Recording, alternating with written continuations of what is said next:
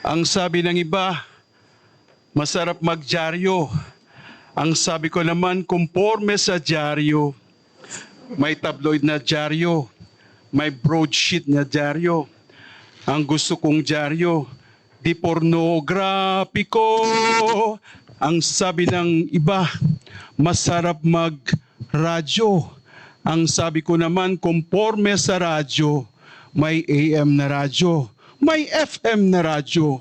Ang gusto kong radyo, walang payolado. Ang sabi ng iba, masarap mag-TV. Ang sabi ko naman, konforme sa TV, may regular TV, may reality TV. Ang gusto kong TV, di violente.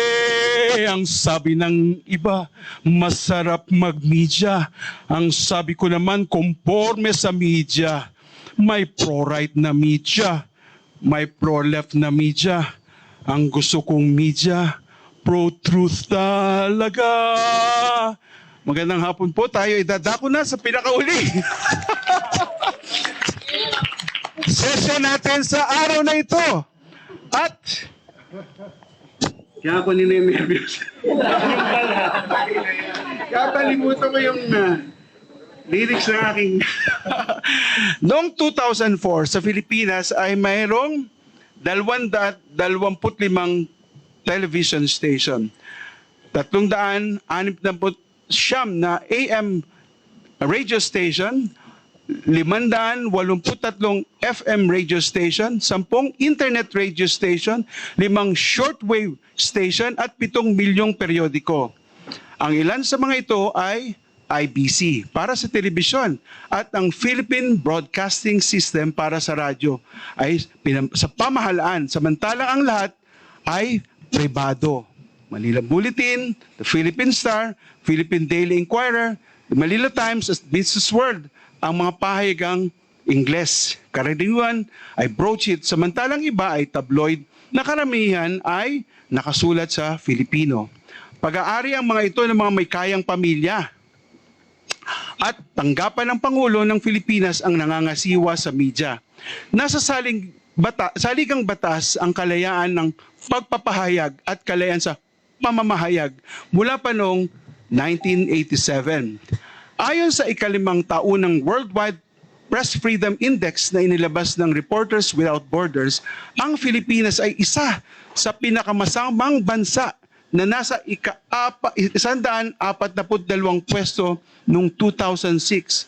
Nangangahulugan ito na patuloy ang pagpaslang sa mga periodista. Papataas din ang panggigipit at sa pamamagitan ng libelo bilang isa sa mga suliraning kinakarap ng Pilipinas. Sa pagitan ng 1986 at 2005, may 52 periodista na ang pinaslang. Pasensya na, luma po ang datos ko. Sa panahon ngayong hindi alam kung ano ang totoo o kung sino nagsasabi ng totoo, mahalagang balikan ang kasaysayan ng periodismo. Dapat lingunin ang sakripisyo ng mga tao sa likod ng katotohanan. Tagapagbantay ang isa sa mga tungkulin ng periodista. Noon hanggang ngayon, isa sa kaniyang binabantayan ay ang pamahalaan, kung hindi man ang simbahan. Ito ang punot dulo ng hindi pagkakaunawaan. Kapag tinutuligsa sa pangurakot halimbawa ng pahayagan ng isang opisyal ng gobyerno o politiko, mas madalas kaysa hindi, ang huli ay tatanggi o titirahin pa sa pamumuna na ang periodista ay mali, walang ebidensya, may kinikilingan, hindi kumpleto ang datos, isang panig lang ang tinitignan o nanghihingi ng lagay. Kung tama ang pamahalaan, bakit di sa maglakas loob magdemanda ng libelo? Sa halip, ang nangyayari kamakailan ay nilalapitan ng politiko ang mga kumpanyang naglalagay ng patalastas o ads sa dyaryo para tanggalin ng mga ito, para mag-ad boycott upang tuluyang malugi ang periodikong bumabanat sa kanya. Doon minsan tumatahimik ang mga tagapagbantay. Nakakalungkot isipin dahil lamang sa konsiderasyong praktikal, political man o di kay ekonomikal, na walang bahala ang ideal. Ano to naman? Ang periodiko pa rin naman ang nagsisilbing plataforma para sa dialogo at debate ukol sa isyong pandaigdig at pambansa. Paparami pa rin ang mga periodista na investigador pagdating sa usapan at usaping may kinalaman sa konstitusyon, base militar, parusang kamatayan, magsasakang inagawan ng sakahan, korupsyon sa pataba, kalikasan, karapatang pantao, reforma sa lupa at iba pa. Nagtatagumpay pa rin ang mga periodista na himukin ang mga politiko na imbestigahan pa halimbawa ng Kongreso at iba pang ahensya ng gobyerno ang mga isu. Pamahalaang transparent ang bunga ng ganitong uri ng periodismo. The Philippine Center for Investigative Journalism ang naghari noong dekada 90, lalo na noong panahon ni Administrasyong Estrada. Ngayon ay naging interesado na rin ang mga mambasa sa negosyo at ekonomiya. Nagpapalagay na rin sa harapan ng periodiko ang mga kwentong may kinalaman sa sikat na negosyante. Nalalaman din natin ang ibig sabihin ng entrepreneur. May mga tuon ng pansin sa personalidad sa mundo ng kung tawagin ay corporate. Kahit ang mga chismis sa loob at labas nito, lumalalim na ang tuon ng pansin sa agham at teknolohiya, agrikultura, edukasyon, kalusugan at information technology. Lumalawak na rin ang saklaw ng istorya sa probinsya, maliban sa mga kriminalidad o kalamidad. Sa Luzon, Visayas, Mindanao, ay surian ng balita tulad ng Philippine Daily Inquirer. Ito ay bunga ng profesionalisasyon na gaganap sa hanay ng mga periodista mula sa samahan ng mga eskwelang tulad ng Philippine Press Institute na nagbibigay ng pagsasanay sa editorial, management, ethics at premyo para sa taunang Community Press Awards para sa mahuhusay na panulat sa rehiyon. Naghahandog din gaya ng the Center for Media Freedom and Responsibility ng mga palihan at publikasyon. Mayroon ng degree pagkatapos ng kolehiyo na makukuha sa Asian Institute of Journalism and Communication na hindi rin pinababayaan ng short-term training, media research, policy advocacy at publication. Higit sa 100 ang departamento at kolehiyo ng komunikasyon para sa mga kabataang gustong maging periodista. Pinakamataas na rin ang kalidad ng kurikulum sa pamamahayag mula sa elementarya, high school, sa tulong ng Secondary Schools Press Conference na pinanggalingan natin, taon-taon na ginagawa ng Departamento ng Edukasyon. Hinihingi pa rin ang suporta ng industriya pagdating sa magsisipagtayo tapos upang tumaas ang antas ng profesionalismo sa periodismo. Ngayon, ano ang dapat gawin para sugpuin ang salsal o sensationalismo o pagdadagdag bawas sa isyu para sa maging eksaherado o eskandaloso? May periodiko bang tulad na ibinebenta ang kaluluwa kay Satanas? Meron pa bang gumagawa nito para lamang kumita ang kanilang patalastas? May periodista pa bang ningas-ugon pagdating sa pagsasaliksik ng mga expose? O baka naman tinatamad sila dahil sa envelopmental journalism? Ilan ba ang nakakaalam ng Philippine Press Institute at sa kanilang Journalist Code of Ethics? Sensitibo ba sila sa mga isyong may kinalaman sa ari, uri, lahi, pari, hari at iba pa? Sino bang nakabasa na ng guideline on the coverage of crimes against women and minors ng Center for Media Freedom and Responsibility? O guideline for media coverage of children ng Department of Justice? Paano naman ang mga 120 grupong etnolingwistiko? Paano ang mga bata at matanda, ang mga may kapansanan, ang mga may sakit, o ang mga baliw sa buong bansa? Sa hapon pong ito, pipiliting sagutin ng aking nasa kanan ang ilan sa mga katanungang ito.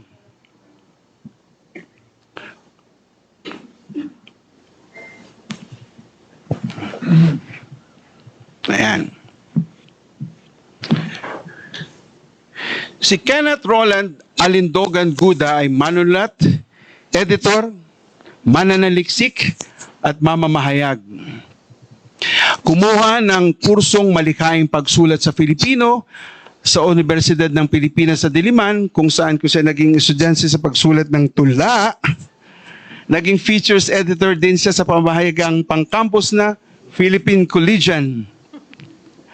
Halos 2 dekada siyang manunulat, retratista, graphic designer at editor ng alternatibong pahayagang Pinoy Weekly noong 2002 hanggang 2021 bago naging bahagi ng Philippine Center for Investigative Journalism noong Abril 2021 hanggang Disyembre 2022. Freelance journalist at nagsusulat ng mga in-depth, investigatibo at naratibong ulat tungkol sa isyong pampolitika, pang-ekonomiya, pangkalikasan at pangkultura. Naglilingkod din siya ngayon bilang katuwang na mananaliksik para sa likhaan UP Institute of Creative Writing. Noong 2017, nagwagisa ng kategoryang journalism ng National Book Awards ang kanyang librong Periodismo sa Bingit, mga naratibong ulat sa panahon ng digmaan at krisis na inithala ng University of the Philippines Press. Ang kaniyang ulat kasama si Suleiman A. Santos ay naging finalist sa Jaime V. Ongpin Awards for Excellence in Journalism noong 2008. Mga kaibigan, pasalubungan po natin na masigabong palakpakan ang ating fellow para sa milikhaing sanaysay na kahuli-huli ang tatalakayin sa araw na ito. Si Kenneth Roland Alandugan.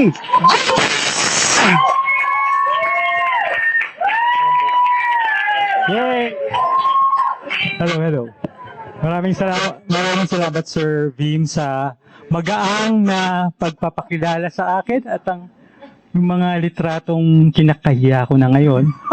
At okay lang. Maraming salamat dito sa ICW sa paglalagay sa akin bilang huling session, no? Para umuwi tayong malungkot at Baby Burger. Okay. Yan, sige. Slides. Okay. Serious face. Sige. Yung una pong slide. Yeah. Okay. Isang araw, halos 21 taon na ang nakararaan sa isang masukal na gubat sa Talito, Sulu. Natagpuan ko ang silbi ko. Ano ang ginagawa ko sa tinaguriang next front in the Bible where ang katao noon, campus journalist, may juvenile na agenda to live on the edge o mabuhay sa bingit. Nag-volunteer ako sa isang human rights organization, sumama sa isang fact-finding mission, kaya nandun ako sa Sulu. Medyo malabo na yung alaala ko nung araw na yun, nung 2002, pero may mga imaheng na natili sa akin, tulad ng hilera ng mga sunog na mga bahay. Ganyan din yung naalala kong imahe ng isang bata na may gangrena sa ang sugat, no? Pero pinakapunantal sa alaala ko yung imahe ng makapal na alikabok na pumaligot sa amin, gawa ng mga balang pinakawalan mula sa isang helicopter. So pinaputukan po kami. Naalala ko rin ang pakiramdam ng nanginginig na tawag at kumakabog na dibdib. Naalala ko hindi ako agad makapagsalita noon. Pero sabi ko sa sarili, eventually, tignan na itong juvenile pursuits dahil hindi na ito laro. Sa mga nakatira doon, buhay at kamatayan ito. Buhay itong palaging nasa bingit. Fast forward, ng isang taon, nagsimula akong magsulat para sa isang progresibong print news magazine sa wikang Pilipino na tinatawag na Pinalawag. Next slide. Para ganito ang pinalalaganap sa mga komunidad na hindi kadalasang naaabot ng ibang pahayagan. Yung ibang pahayagan ito, tinuturing sa kanila na hindi talaga siyang audience. So, hindi sila target audience ng anumang mga pahayagan. So, ibig sabihin yung mga kumulubog na mga maralita, yung mga squatter, quote-unquote, mga urban poor settlers. So, dito nila sa Central Luzon, sa Pilipinas. So, next slide. Ay, sorry. Balik ko sa dati. Nag-cover ako sa Malacanang. Nagsulat ako tungkol sa extrajudicial killings, enforced disappearances at iba pang katulad ng mga pangyayari nung panahon ni Gloria Macapagal Arroyo. Napadpad ako sa kung saan-saan, dinabarang ng mga rally at picket line sa Zamboanga, Basilan, Maguindanao, Mamasapano, sa Marawi, sa Leon de Surigao del Sur, sa Talaingat, sa Davao del Norte, sa maraming iba pa. Naghanap ako kasama ng mga magulang nila, kina Karen at Sherlyn, sa iba't ibang kampo sa Central Luzon. Pumuntot ako sa paghahanap ni Edita Burgos kay Jonas Burgos. Nakipanayam sa mga guerrilla sa Bicol. Nakiusyoso sa maikling bisita ni George W. Bush sa palasyo. Linggo-linggo ito, taon-taon, ginawa ko ito ng 19 na taon. Next slide. Sa pinahit, literally, people's issues ang kinakover. Hindi naman eksaktong at permanent ang coverage, pero kung nag-cover pa ng isang story na yun, dapat mailathala ito sa susunod na linggo, within the week, no? Pero dapat mabilis akong mag-isip. Dapat mabilis kong nasusuri kung ano yung storya. Mabilis kong natutuloy ang naratibo, ang emotional core ng isang pangyayari para may kwento ito, para na parang isang drama. Tarang-tarang naman, yung editor namin ng una, mga kontista. Pilayo ko. Sina Rogelio L. Ordonez at Bayani Abadilla. Pasok bilang managing editor si Bonifacio Ilagan, na mas kilala bilang Mandudula. Next slide. Sa kanilang pamamatnugot, naratibong mga ulat ang pangunahing naging forma ng mga sulatin. Bilang manunulat dito, naghanap ako ng sariling modelo. Kapwa mga dayuhan at lokal na mga praktikano. Nariyan siyempre yung mayamang tradisyon ng quote-unquote bagong periodismo sa Amerika. Pangunahin yung ilang akda ni na John Hersey, Norman Mailer, John Didion at iba pa. Dahil sa kanilang politika, naging modelo rin para sa akin sina John Reed na nag-ulat sa Russia at Edgar Snow sa China. Siyempre, iba pa rin ang kanila. Dahil mahahaba ang kanilang mga storya ay nilalabas ang mga ito bilang mga libro. Mas mahalagang inspirasyon siyempre ang mga sulatin ni Quijano de Manila at kalaunan ni Jose F. Lacaban. Sa wikang Filipino, nandyan din naman siyempre ang mga akdang non-fiction tulad mula kina Rogelio Ordonez, Ricardo Lee, June Cruz Reyes, Rolando Tolentino at maraming iba pa. Lahat sila inspirasyon. Pero kakaiba kasi ang konteksto ng pagsusulat ko sa Pinoy Weekly. Sa napakaiksing panahon, dapat kong puntahan yung setting, makausap sa mga karakter ng makipag-usap sa mga karakter ng kwento, aralin yung konteksto ng pangyayari, tukuyin ang drama at emotional core nito, at isulat ng mabilisan para mailathala sa 1 o 2 linggo. Sa susunod na 1 o 2 linggo. Susunod na slide. Ay, sorry po, balikan natin. So basahin ko lang yung pamoso na to, na CP mula dun sa introduction ni Quijano de Manila sa libro ni Jose F. Lacaban na Days of Disquiet, Nights of Rage. Parang nilalarawan niya kung ano yung epekto, no? Paano nagiging epektibo ang isang naratibong ulat o isang piyesa ng literary journalism or narrative journalism. So you feel the weather, you smell the mood, you see the clothes and faces, you hear the talk.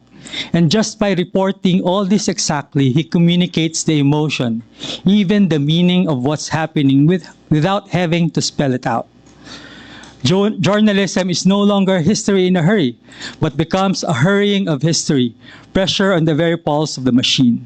The involved journalist is both record and agent, both passenger and driver, This is an extreme instance of the journalistic changes in our day, though it has parallels in the past. Example, with the propaganda writers of the 1880s who were recording the very movement they were engaged in and themselves making the news they were reporting.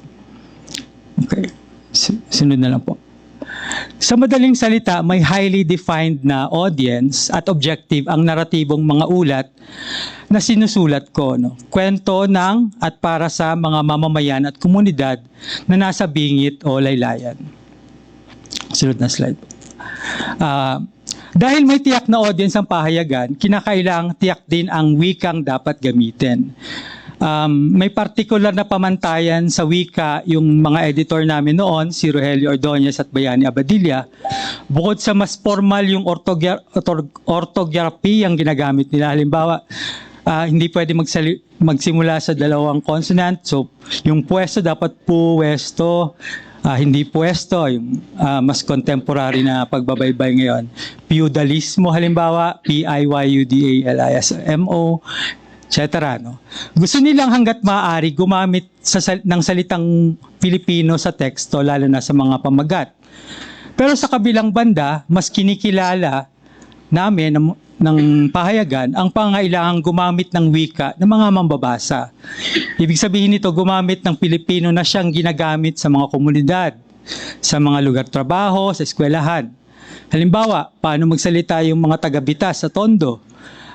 O kaya yung mga taga-Sitio San Roque sa Quezon City, o kaya yung mga Maralita sa Pandi sa Bulacan. Ilan sa mga lugar na may mga subscribers ng Pinoy Weekly. Kailangan naiintindihan din ito ng kabataan, nababad sa social media. Kailangan ding nasa antas ito ng Pilipino na naiintindihan kahit papano ng mga Bisaya, mga Ilocano, mga Bicolano, etc. No? Na taga-konsumo rin ng popular na kultura na mula sa Maynila. So meron din silang alam sa Pilipino, no? Sa madaling salita, Pilipino na pinakasimple, pinakamadaling maintindihan, pinakamaikli, nang hindi na isasantabi ang dapat na sinasabi. Sa karanasan ko, nagagawa ko ito habang sinusunod pa rin yung formal na orthography ang Pilipino. Okay. Sunod na slide po. So ito ay yung nabanggit ko to dun sa lecture yung nakarang araw. Facts don't change minds. No? Sinususugan din ng manuscript na ito, yung sinumiti kong manuskrito para sa workshop. Sinususugan din ng journalistic at literary practice ng author ang matagal ng tindig ng maraming eksperto, siyentipiko, kritiko na may angking kapangyarihan ang pagkukwento para makapangumbinsi ng masa na kilalanin ang kanilang sariling agency at makilahok sa paglikha ng sariling kapalaran nila. Hindi kami talaga nakafocus sa pagbabalita dahil alam namin na malaganap na rin namang nakakakuha ng balita sa social media, sa iba pang mga mainstream media, ang mga mababasa namin. Kaya kailangan namin silang bigla ng ng iba pang pangangailangan nila in terms of babasahin. Sunod na slide. Isa pa po. Hindi ko na po babasahin. Tactical na desisyon sa estruktura. No? Mula pa nang makilala yung Pinoy Weekly sa mga komunidad, lugar trabaho, eskwelahan, nababansagan na ito bilang kaliwang pahayagan. Nawala na ang problema kung ako ang tatanungin. Pero mula 2017, panahon ng Administratong Duterte, naging target yung Pinoy Weekly ng tinaguriang red tagging, bukod sa iba pang atake. So, babanggating ko lang po yung mga instances ng red tagging at atake. So, noong 2019, sa Pandi, Bulacan, sinunog ng mga pulis at military yung mga kopya ng Pinoy Weekly sa harap ng isang urban poor community. Taong din yun, naging target ng cyber attacks yung website namin noon. 2001, pinasok ng mga pulis yung bahay ng subscribers namin sa Pandi, Bulacan para kumpiskahin yung mga kopya. Dahil sabi ng mga pulis, yung Pinoy Weekly daw nagtuturo sa mga tao na magrebelde. 2001 din nabanggit ng NTF-ELCAC, yung National Task Force to End Local Communist Armed Conflict, sa Senate investigation ni Senator Ping Lacson, nabanggit ang Pinoy Weekly bilang bahagi daw ng network ng mga rebelde. Nitong 2022 lang, nitong nakaraang taon, binlock ng National Telecommunications Commission ang website ng Pinoy Weekly sa napaka-misteryosong dahilan. Sa kabila ng mga ito, hindi ko sinusuko yung karapatang isulat ang mga storya at karakter na nasa koleksyon. Pero sa pagsusulat ng mga storyang ito, nandito yung tactical decision, nagkakaroon ng tactical decision na gawing halos purong narration ng mga pangyayari ang struktura. Bahagi rin ng desisyong ito ang pag-iwas sa paggamit ng first person. Stricto itong nakabatay sa mga panayam, sa observation, sa fly-in-the-wall observations. Kung may editorializing man, kinakailangang swabing iniluluwal ito ng ikinentong pangyayari ng mga karakter. Parang sinasabi ko, sa madaling salita, hindi ko opinion ito. Salaysay ito ng mga nakapanayam ko. Naobserbahan ko lang ito. Ang disiplina ng paglikha nasa pagtukoy ng emotional core at pagpili ng bahagi ng dramatikong pangyayari na dapat isulat. So dun sa mahabang panahon na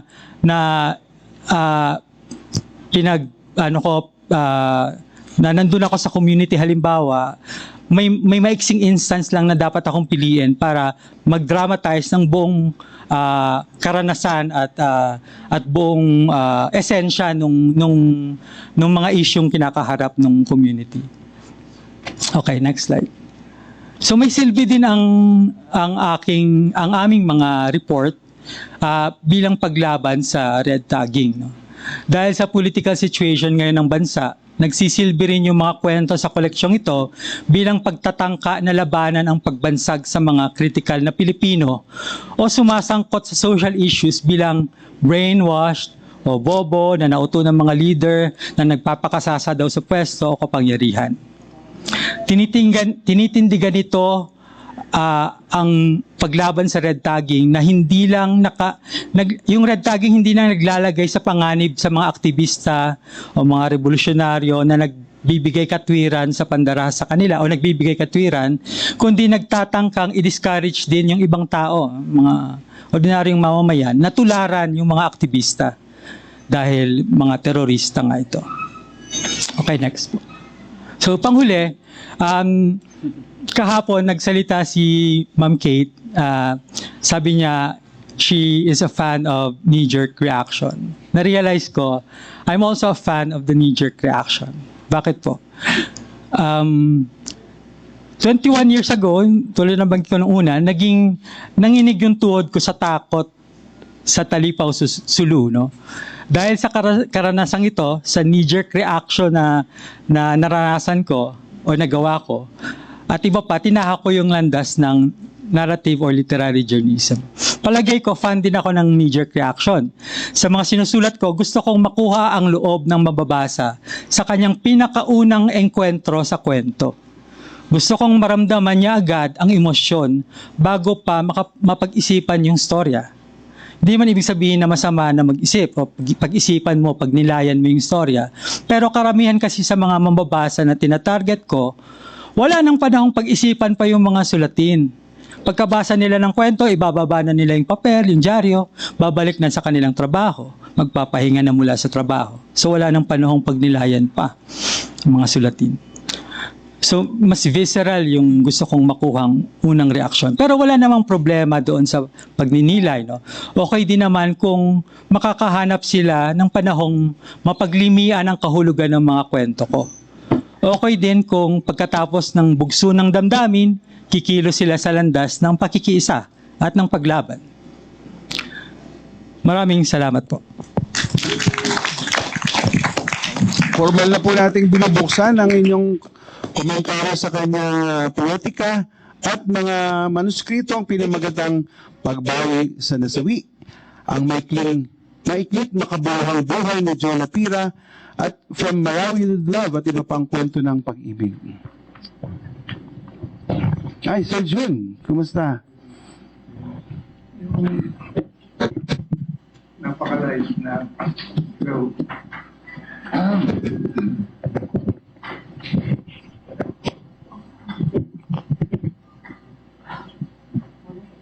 Wala Wala, sinusensor. Meron na. Then, alam kong sinadya mong gawing light yung topic kasi napaka-heavy. Doon ako mag-uumpisa. Yung project ni Kenneth, tatawagin kong etnografiya ng Bagabag. So merong nagugulo at may nagugulo, may lunan at may tao at may panahon. Yun lang yung pamagat. Tapos gusto kong baybayin yung panitikan ng Pilipinas.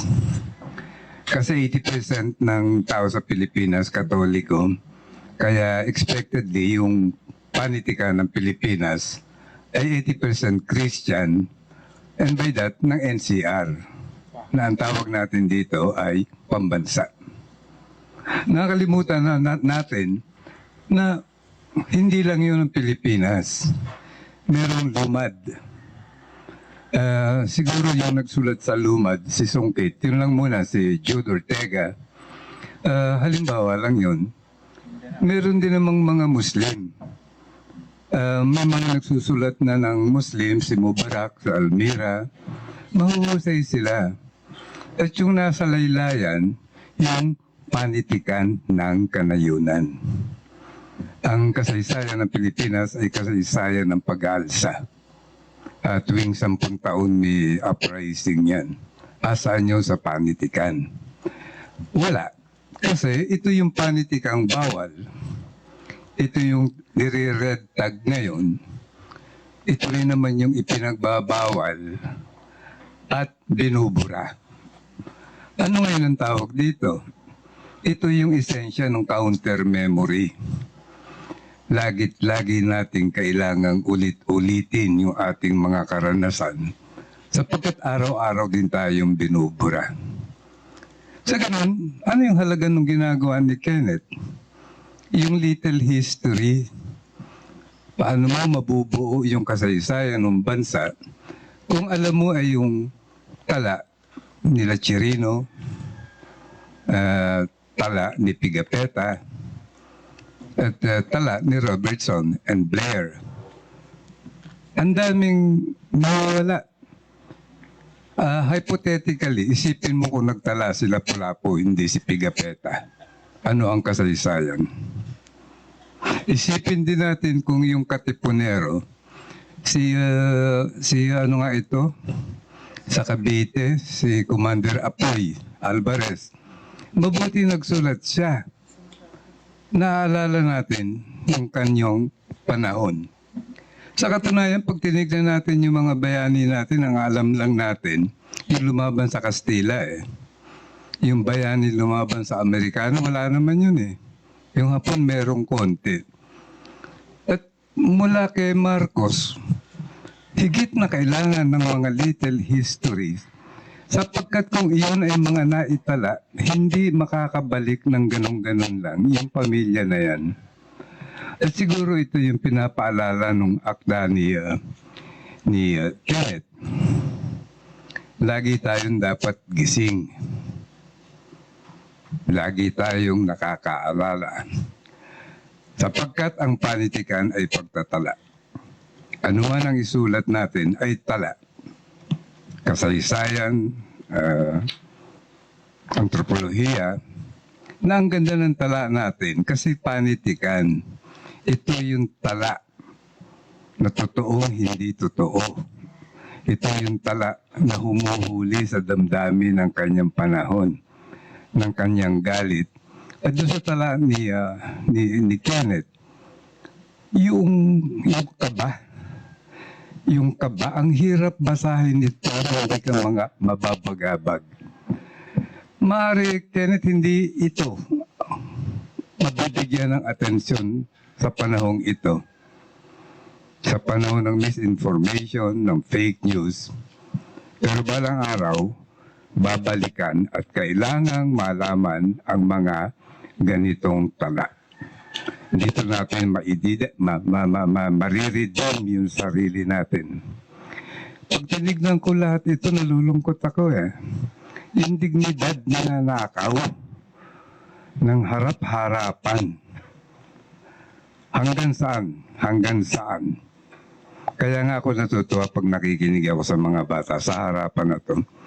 Nakakakita ko yung henerasyong namamaalam at yung henerasyong dumarating may dalang sariling poetics. At gusto kong maniwala na, yes, Kenneth, salamat sa pagbibigay ng paalaala. Iririgay natin yung dangal ng bayan. Salamat po, Sir John. Ang bagat. Balik ko na naman yung binitawan nyo. Naiiyak tuloy ako. Vlad? Ay, sige. Si Jean-Claude Van Doff.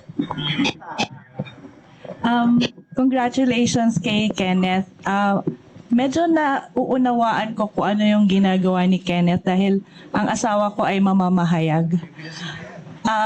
At natanong ko na maraming beses kung ano yung ginagawa niya, lalo pa sa conflict reporting.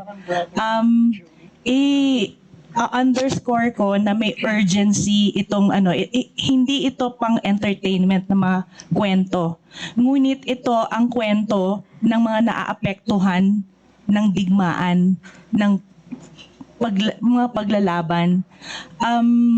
Tinanong ko, sabi ko, ano ba yung kaibahan ng conflict reporting sa regular reporting? Sa regular reporting, bibigyan ka ng datos ng mga pulis, ng mga general, at wala kang makukuhang kwento mula doon. These are cold facts and you don't even know if they're true. This may have been manipulated numbers. But ang itinuro sa kanila dahil magkaklase sila ng asawa ko sa contract reporting, tama? Ang tinuro sa kanila o ang training nila ay sa pagpapalabas ng totoong kwento ng mga naaapektuhan ng digmaan. Yun ang kwentong mahalagang dapat mailabas at hindi ito pwedeng isantabi. Kailangan to ilabas agad. Kasi mahalaga ito dahil syempre maapektuhan yung mga policy making, kung rerespetuhin ng pamahalaan ang mga ganitong klaseng kwento. Talagang may mga matatapang na mamamahayag gaya ni Kenneth na lumalaban at to a great cost to their safety and lives, 'di ba? Na naglalabas ng ganitong kwento. So at gusto kong bigyan pansin na lahat sa arsenal ni Kenneth bilang malikhaing manunulat na ilabas niya dito. So, ang husay-husay talaga. Wala lang siyang ear for news, wala lang din siyang eye for what's happening. Kaya niyang iproseso yung nakikita niya, naririnig niya, naaamoy niya into words that really move you. And doon niya na-underscore yung urgency ng mga balita, ng mga kwento. Yun lang po. Congratulations, Si May po Kenneth. kapiyak ni Alcohol Papa. Kasama ni Kenneth. Senior ko sa collegiate, pero mas magaling sa akin yun eh. At makata din yun si Alvin. Salamat po, May. Malambot ang puso ng ano lang. Sino ba po? Ma'am Jing? Hindi, I wasn't raising my hand. Si Ma'am Jing ay nagsimula din sa school publication ng kauna-unang babaeng editor ng Taparsitarian. That is fake news. Yeah, I second. have to correct it. Second. The first one was this woman called Jean Pope. Yeah, right. Saka bakit ako hindi natawag? Hindi naman ako political journalist or alternative journalism.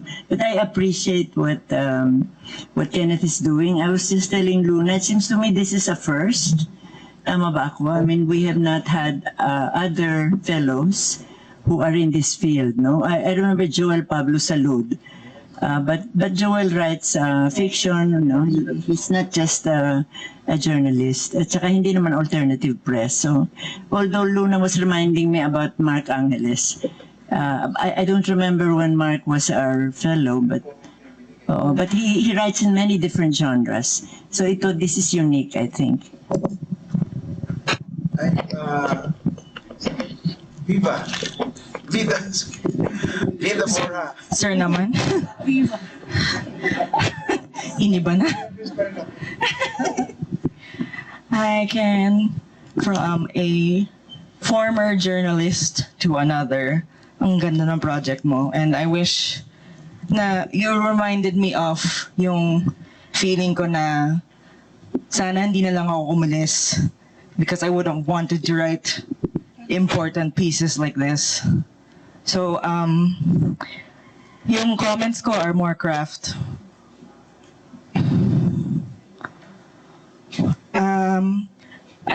Klaro naman sa ating lahat that you know who your audience is.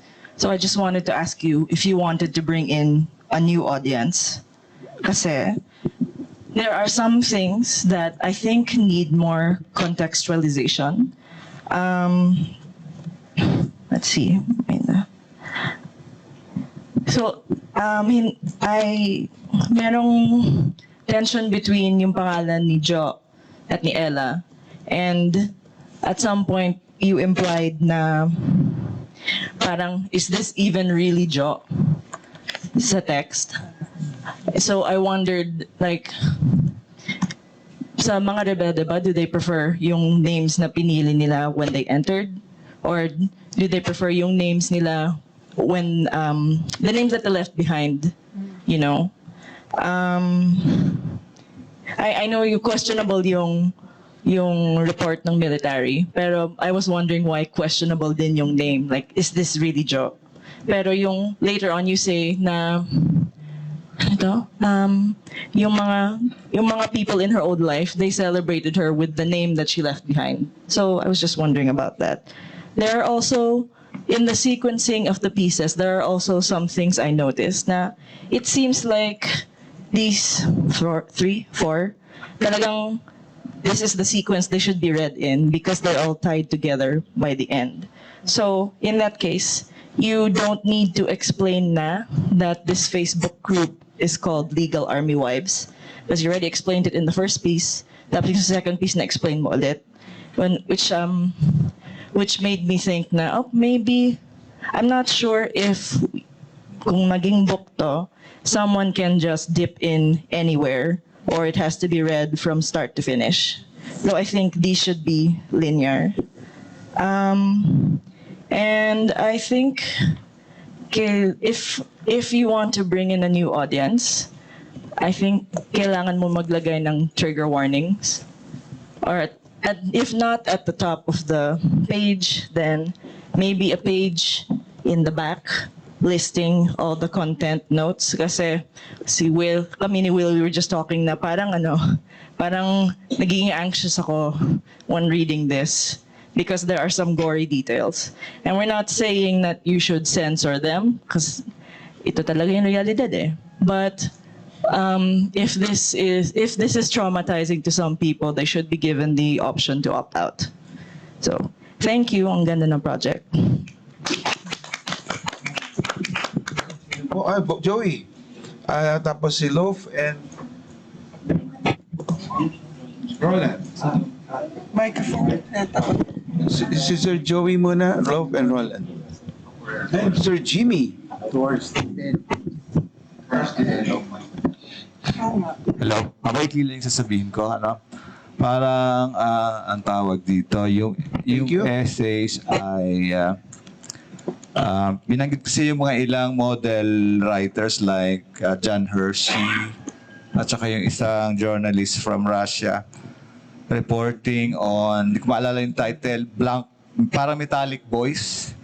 Uwi sila na tawag dyan, naka-seal na sa isang metallic box. Yung author na yan.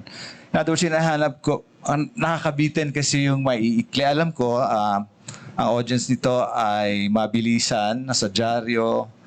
Pero kapag book form na, parang ang hinahanap ko yung mas kompletong chronicle, yung talagang, kasi ngayon dito, parang ang report ko, ano lang yung nakita dun sa on-site, di-describe mag-i-interview ng konti. So wala masyadong mabilis for me. Kumbaga sa pelikula ay short, ano?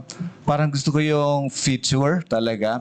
Kasi kung babasahin kasi yung kay John Hershey on Hiroshima, halimbawa yung nag-focus dun sa isang doktor, talagang yung buong buhay niya, malalaman mo yung yung career niya before doon sa pagsabog, tapos yung unti-unting lalahad-lahat. Parang ang daming, sa madaling sabi, thick writing, so baka baka may isa ring version na kumbaga sa playlist ay mas mahaba, extended.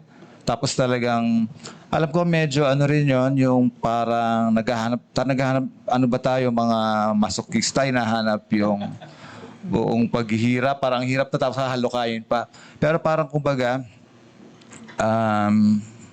pagkilala dun talaga sa pangyayari, talaga, kung history na malaliman, parang ganun yung hinahanap ko. Bawal ba kung mayroon ding yung sundalo, i-interviewin din, pati yung buhay nung sundalo, sa madaling sabi, lahat ng actors doon sa eksena, gusto kong malaman lahat nung emotional, political na ay parang John Hershey and that woman na nanalo pa yata ng Nobel. I remember her piece. She has that she did. Medyo mahirap yata, ibabalikan pa ni Kenneth, pero yung mga materials niya, yung mga notes, ganyan, parang hinahanap ko rewriting, parang ibang project yata yun, nobela na yata yun, So yun lang naman,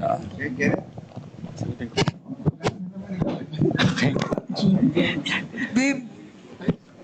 Sige. Loaf at saka si Roland. Sige,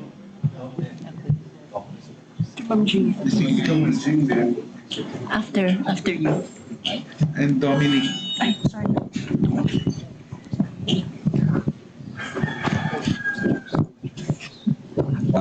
Magbati kay Kenneth, roommate. So, ayun. So, una sa lahat, gusto ko sabihin na sangayon ako dun sa konsepto sa likod ng proyekto na hindi, kakaugnay nga nung pagbubuo ng bagong alamat na panlaki ng isang araw. Yun, parang hindi panahon ngayon yung pagpapalutang sa katotohanan ay hindi sampalan ng cold hard facts, no? Kundi pagbubuo ng mga kwentong makaaantig ng damdamin ng mga tao, at saludo ako dun sa proyekto. At syempre saludo ako hindi sa proyekto, kundi kay Kenneth mismo bilang isang mamamahayag na literal na nagbuwis ng kaligtasan para sa tungkulin at sa halaga ng katotohanan. Kagaya ni Vida, ang pupuntuhin ko naman dito ay craft issues para sa akin. Babalik ako dun sa proyekto na maglahad ng kwento, magkwento ng mga pangyayari na hindi kailangang magbag ng cold hard facts. Sa palagay ko, kailangan pang kumalas dun sa journalistic mode of storytelling dito sa mga pyesa. So bakit ko nasabi yun? Kasi una sa lahat, may petsa, yung dulo ng bawat section. So sa palagay ko, hindi na dapat, hindi dapat, pero hindi kailangang lumitaw kung ang intention dito ay isang mahabang pyesa na may three parts. No, kung cohesive piece yung intention sa kanya at hindi naman para, diba, unlike in more weekly, daily broadsheet writing, parang syempre kailangan mong sa panahon kung kailan ito nasulat, syempre konteksto, kailan ba lumitaw yung facts, etc. Pero kung yung proyekto ay parang lalagumin na yung buong kwento sa likod ng enkwentro sa nasugbo, baka nakalulubak. Personally, ako nalubak ako dun sa mga petsa kasi parang expectation ko is siyang mahabang naratibo.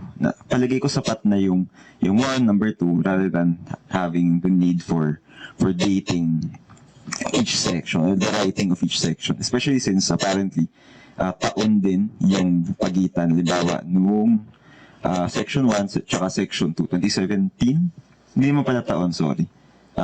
Buwan lang pala. Pero burahin lang yun. Pero sa akin lang, parang hindi naman kailangan banggitin yung etcha. Marami ring parentheticals, no? Correcting the grammar or clarifying within quotations. Pero nasa palagay ko, kaya naman plansyahin.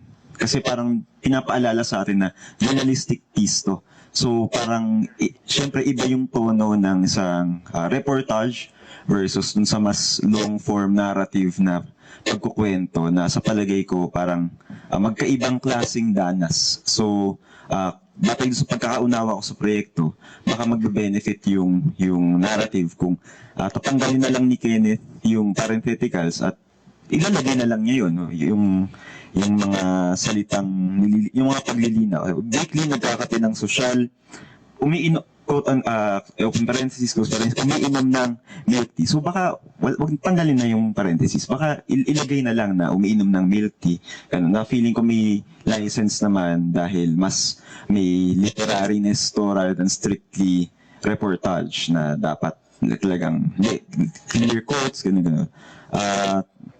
And then, yung parentheticals na di tunay na pangalan. So, parang nakakalubak din siya ng experience ng pagbasa. So, baka magandang may disclaimer na lang sa dulo o sa simula na tininta ng mga pangalan sa naratibong ito para sa protection ng mga source, etc. Napalagay kong mas makinis, mas madalas yung danas ng pagbasa.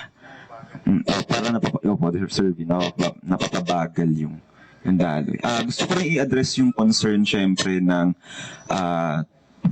readership, no? So, ngayon sa Pilipinas syempre, hindi naman din sympathetic ang maraming tao sa NPA. So, parang dito sa naratibo, may mga kabataan na sumapi sa NPA. So, sa danas ko sa Palawan, pag nabanggit mo yung mga ganyan, marami talaga, kahit nakatira sa kanayunan na meron kaagad parang barrier na parang NPA, dismiss agad yung ano. Lalo na ngayon na demonize yung hindi lang NPA itself but also left-leaning organizations. Parang may malaking proyekto talaga na i-demonize. At marami talaga yung nag-buy-in sa ganun. So ang concern ko, baka kung magli-lead tayo sa sumali ng kilusan, sumali ng guerrilla, mga tao na ito, baka mas malilimit yung audience kesa kung baka mas magandang unahin sa presentation ng sa naratibo yung buhay ng mga napatay ng mga estudyante, aktivista. So baka dapat mas mag-lead dun sa hilig ni Eli ng ganito, ganyan. Tapos tatahakin yung naging mindset niya. Tapos ang hantungan ay kung bakit at kung paano siya napabahagi ng kilusan sa halip na uunahin yung fact na sumali siya sa kilusan. So, something to think about lang. Hindi ko naman sasabing dapat gawin. Pero, yun nga, baka mas maging sympathetic yung mas maraming tao dun sa pagbasa ng akda kung may ganong pagbabalasa ng sequence ng mga inilalahad na mga kwento. Susubukan ko rin comment kanina ni Sir Joey na baka dapat buhayin din yung ibang mga tauhan. So syempre, parang babalikan yung interviews, yung materials. Pero halimbawa nabanggit sa unahan yung mga pamilya na nakasagutan yung kapulisan dun sa punerarya. So baka magandang, pero parang sa pagbasa ko, parang hindi na masyadong na-explore yung emotional experience ng pamilya, pati yung relationship nila dun sa mga yumao. So baka mas magiging buhay yung buhay, mas magiging vivid yung buhay ng mga napaslang kung babalik dun sa danas, sa mga kwento at salaysay ng mga pamilyang naiwang nagluluksa. Yun na naman po mga komento, pero overall maganda naman siya. Maganda siya, nag-enjoy ako sa pagbasa. Yun lang mga suggestion kahit lang kung paano siguro posibleng baguhin, posibleng pag-isipan pa ng mga punto para dun sa ikalalago ng proyekto. Maraming salamat, Kenneth. Maraming salamat, Sir. Salamat. Dalawang points yung sinabi ni Kenneth kanina sa kanyang introduction, yung emotional core, yun ang hinahanap ko. Yun naman din lang tinatanong niya.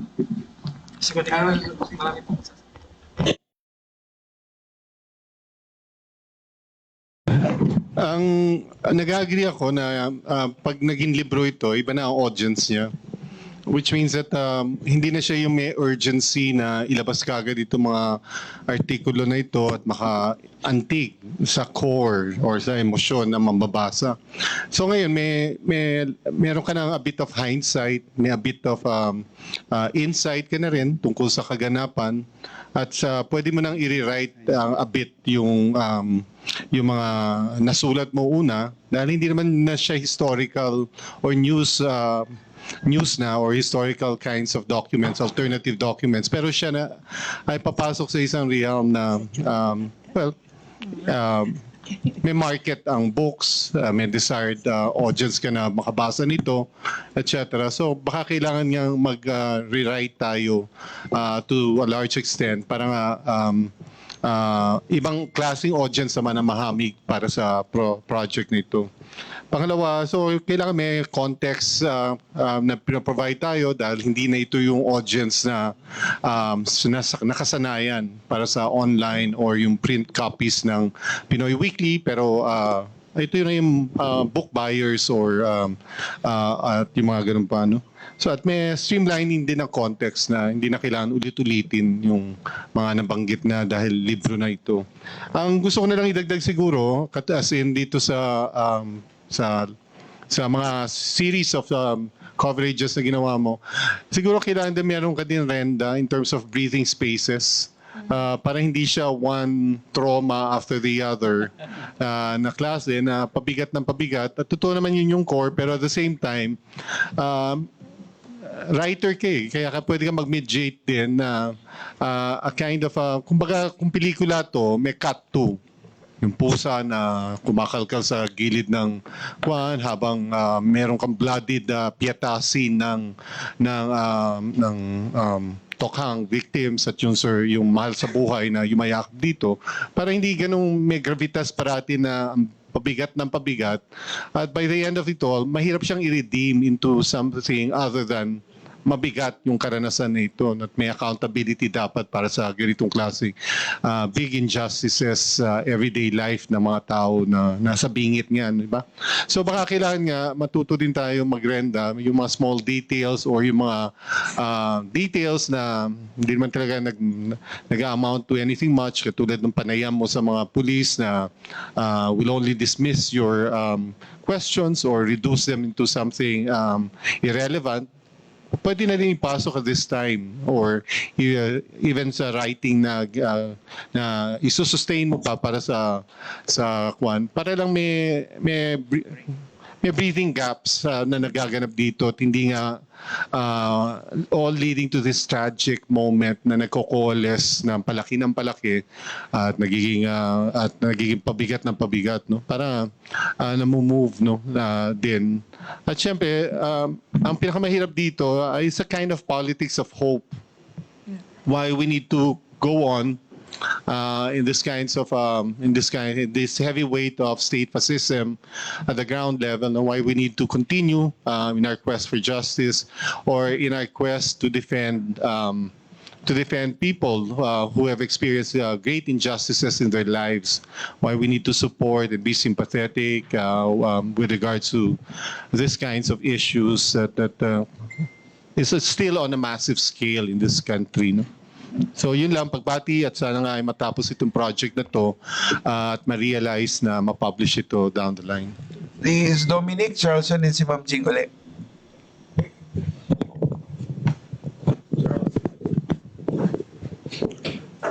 Hi, Kenneth. Hello. Pagbati.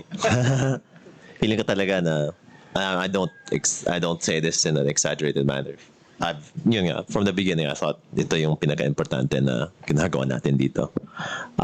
So my comment actually is very similar, or at least on the same vein as yung kay Sir Roland and actually si Loaf. But it was more of it's more of me thinking about the possibilities of how this works as a book, kasi it doesn't actually describe yung plano mo, no, as a manuscript. Because I was thinking it feels like yung primary inspiration, or maybe not, no, but the one that I first thought of when I was reading it was syempre Days of Disquiet. Kasi kung Days of Disquiet siya, then what you have are the original journalistic pieces talaga, with the dates and everything. And the power of that was originally na, you know, especially if you read it from now, decades later, na you're getting literally what was written at the moment when it was happening, even when things weren't clear. Because there were pieces in Days of Disquiet, diba, na parang, actually, it's not clear even to the journalist what's going on. And then the next piece actually starts to clarify things a bit more, because that's what happens in real life naman talaga, is the news comes out in bits and pieces. You don't always know everything as it's happening. So I feel there is a power to that kind of structure na you have the individual original journalistic pieces and you can see the narrative progressing. But you do lose the possibility of what was brought up by other people na parang you can rewrite, you can elaborate. Now you can, with hindsight, you can extend things more. It does seem like it would be a different project from, assuming you are planning to do this sort of like Days of Disquiet, that would be different. That would be yung literary journalism na talagang in-depth piece, it's a single piece or a couple of longer pieces that was written with a very clear structure, that kind of thing. I'm not sure if that's what you want to do. That's very much a viable thing, and I would think also very important. Another possibility I was thinking, if you, for whatever reason, you really like that yung parang Days of Disquiet style, and you want to have that power of, look, this is what I wrote years ago. This is the exact wording. Has much changed since then? Have much changed in our knowledge since then? And maybe there's a certain power in pointing out that no, not really, or a little bit, but not enough, or something like that. If you want to retain that, I was thinking other possibilities are, syempre, depending on how you divide the pieces and depending on how many pieces there are introductions you could write in between them, diba? Based on how you divide the pieces. Introductions afterwards per section for the entire book. And in those places, definitely, I would think you would need more of an elaboration. It needs to be more in the present. It needs to take into account many of the things that were brought up now. I won't even bring those up again. More or less, yeah, I think so. Parang yung emotional core that is not necessarily here in the original pieces. No? So that's a way I can imagine that you keep the original text, if that's really what you want to do, whilst also benefiting from the possibility of rewriting or possibility of adding more in the present. I don't know if that'll be stronger than starting from scratch talaga and writing parang new individual pieces that are crafted with the goal of the emotional core. I don't know which is going to be better, but I was thinking that that's a possible route if you want to keep with the Days of Disquiet style. Yun lang. Thank you. Charles, thank you. Okay. Pag binabasa kasi si Kenneth, para tayo nagbabasa ng war correspondent. Di ba? Kasi Pilipinas naman is a war zone. Nandito lang tayo sa demilitarized zone. No? So parang war correspondent yan. No? Very short pieces, very fast. Si Hemingway, may collection siya ng, you might know this, no? Of all these war correspondents. No? Maiksing, he was in the war. He was in the Spanish Civil War. He was an ambulance driver in the First World War. And he collected them. There's, I don't know kung siya nag-collect, no? But there is a collection of his, And then, ginamit din niya yung mga experiences niya in his bigger books, no? A Farewell to Arms, Sun Also Rises. So, pwedeng later, iba naman yung, ibang project yun, no? But these are the raw reportage, no? And then there was this American, si Dubus, who was in Vietnam, he was a Marine. And then he became a fictionist, a novelist. No? So, pwedeng ibang project yon kung gagamitin mo yung mga experiences mo. Let's say, dito si Criselda Yabes, who was also in the workshop. No? Yung Marawi, di ba may book siya na Marawi, nagstay siya ng matagal. No? And then back to the barracks. So, investigative journalism yun, no? So, that's a bigger project if you want to magbabad ka dun sa mga, Pero ito, yung ganyan is, pwedeng rin i-collect as parang war correspondence, di ba? Yung raw data, no? Yun lang. Ma'am G. Ako. Ulit. Yeah, they've actually said some of the things I wanted to say. But I was thinking that this project, I agree with Charlson. It stands as is. It has value as is, no? And you can compile them into a book later. If you want to move into something else, and you are very familiar with them, you mentioned them in your poetics, the literary journalists, no? That's your tradition. We have our own, no? For example, the Philippines Free Press, every issue, every week, all those writers wrote long form. Some of them were covering conflict areas. But of course, ibang-iba yung situation ngayon doon sa, when the Philippines Free Press had Nick Joaquin, Kerima Polotan, and Pete Lacaba. Pete Lacaba especially, Days of Disquiet, Nights of Rage. That's his journalism. It's very literary journalism, very effective, I think, and more contemporary. Si Patricia Evangelista, who covered the extrajudicial killings, di ba? She went beyond itong reportage. While dealing with very urgent material, she brought in the humanity of it, no? Like the burials of these people who were killed, the places where they lived, the neighbors, and all that. I'm sure you can do it. That's, I think, going to be the next step.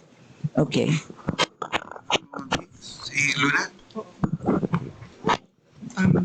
I fully agree with what the others have said about transforming the almost skeletal draft into a more, siguro yung function at saka hinahanap natin talaga sa isang well-constructed story. Kaya lang siguro kaya tayo nag-alangan na i-recommenda ito kasi kapag inaayos, minimediate, di ba, sa anyo ng isang kwento, parang pinakikialaman mo rin kahit papaano yung katotohanan ng pangyayari. Pero siguro naman dumaan na rin or lumipas na lumawig na ang panahon ng kaunti at lumalaon, sabi mo nga June, hindi ba, sa isa sa mga piyesa mo. May mga titik yung piyesa ni Kenneth na tingin ko nandoon yung mga breathing spaces eh. Sa page 225, fourth paragraph, sa halip mula sa sementeryo, umuwi sila sa bahay ni na Dondon. Pinanood ang video ng dalawa. Nagbabakasyon sa beach, kumakain sa kung saan-saan, nagkakasama sa mga rally, nagvivideoke. Bakit ngayon ka lang? Sa dulo ng video, mga larawan ng dalawa na magkatabi sa isang duyan, napapalibutan ng mga bata sa zonang guerrilla. Gusto ko yung understated na paraan ng pagsasalaysay kasi parang ang napansin ko sa piyesa mo, puro lagom, puro tapos na yung pangyayari. At kahit na nakatulong yung mga imahe kung papaano napatay o pinatay ang mga tao na nasa unahan dun sa piyesang ito, hindi ko maiwasang ikumpara rin siya dun sa mga may panahon ng pagkakasulat. Ano kaya ang naging ambag ni Rogelio Ordonez, Bayani Abadilla, Bonifacio Ilagan sa pamamagitan ng pagpapayo dun sa style? Kasi parang hinanap ko rin yung stylistics nila dun sa piyesa mo. Kasi if one may say, yung piyesa ni Rogelio L. Ordonez bilang kasama sa grupong Agos sa Disyerto, kabisado nila yung realism na nakakapagtulak ng emotional core kung yun ang nais natin. Si Bayani Abadilla naman, very moving din ang kanyang mga tula. At lalo na si Bonifacio Ilagan na alam ang strategy ng theater. So sana na pakinabangan yung insights dun sa mga mentors mo rin naman yon sa Pinoy Weekly.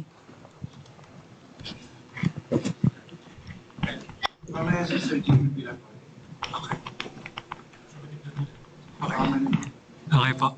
Maraming salamat po sa mga komento. At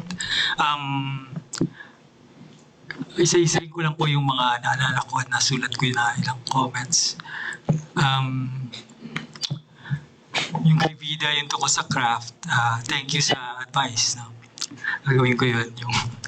Yung Legal Army Wives, yung trigger warnings, hindi ako masyado di namin masyado ginagamit, pero I see the value in it na dapat nga kasi sa audience na baka magkaroon ng problema siya pag binasa niya, mahirap na.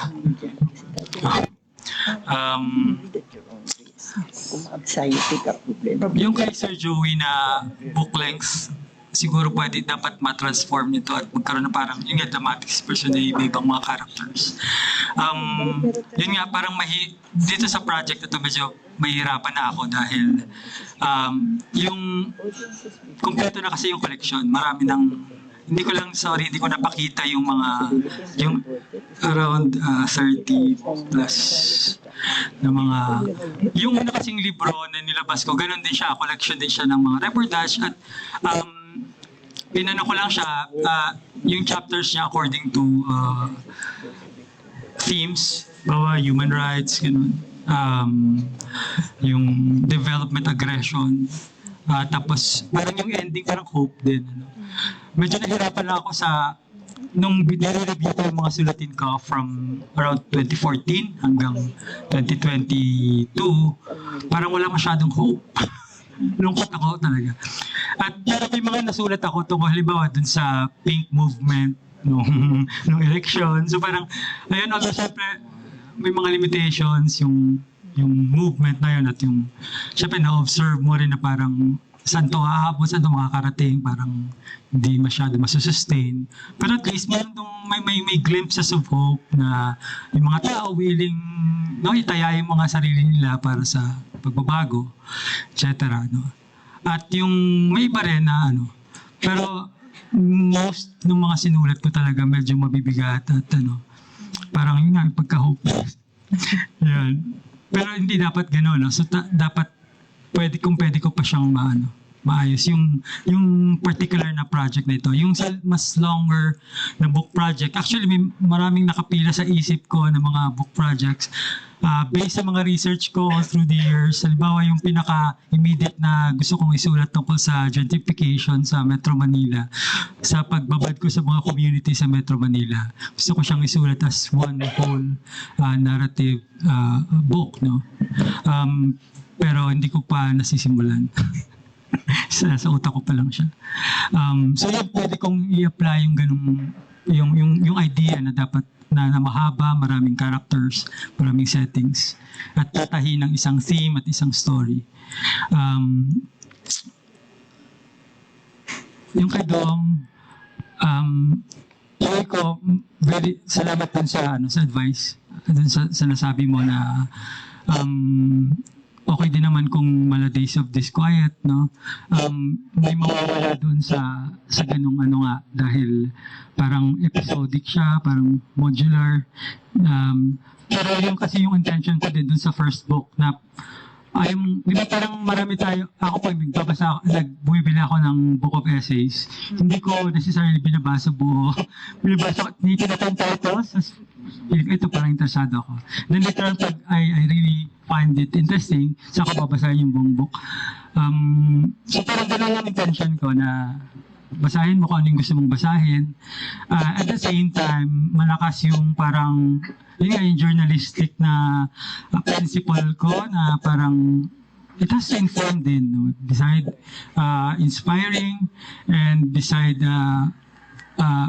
yun nga parang manghikayat din ng sympathy, ang empathy, na meron din siyang information na mapupulot dun sa story. So parang pagtitimbang, pero yun nga, dahil kung isang book form na ito, baka nga mas minimal na lang yung, okay, hihiwalay na lang natin siya sa dulo ng bawat chapter. So, yun lang naman po yata si Sir Jimmy will talk. Thank you po sa comments. Thank you very much. Hindi po tayo makakapayag na hindi magsasalita ang ating pambansang nagdadalsining. Bago tayo magtapos sa ating... Ayun na. Okay, sige po. Kung mamarapatin, dito na po natin pinapilit ang pinto ng 62nd National